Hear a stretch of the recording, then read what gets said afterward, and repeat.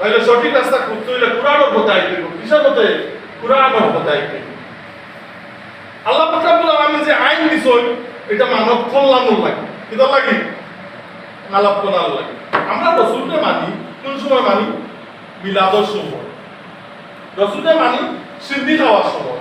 রাসূলকে মানি আতর লাগানোর সময়। রাসূলকে মানি মিষ্টি খাওয়ার সময়। মানি নানি বকে যায়।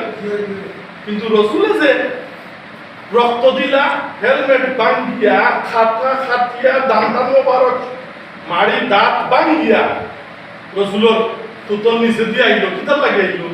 মিষ্টি খাবার লাগে। হ্যাঁ, আতর লাগানি লাগেনি। তানে আল্লাহ পাক রব্বুল আলামিন হাতাইছিল আল্লাহ রাব্বুল্লাযী আরসালা রাসূলাহু বিল হুদা ওয়া দীনিল হক লিইয়ুযহিরাহু আলা দীনি কুল্লি ওয়ালাউ কারিহাল কাফিরুন। তিনি হচ্ছেন সেই সত্য যিনি তার রাসূলের সত্য দিন সহকারে দুনিয়াতে পাঠাইছেন। রাসূলের কাজ হলো লিইয়ুযহিরাহু, জাহির করে দেওয়া, প্রকাশ করে দেওয়া আলা দীনি কুল্লি। যত মতবাদ আছে, যত মানুষের বাবানের মতবাদ আছে, সবটার উপরে ইসলামের তুলিয়ে দেওয়ার পক্ষে। সুবহানাল্লাহ।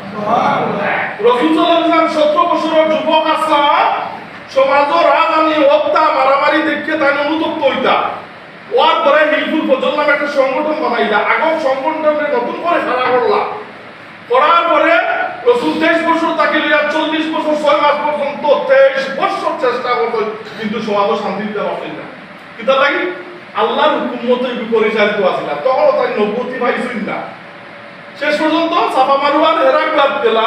হেরাক্লার মধ্যে গিয়া ধ্যান মগ্ন হইলা।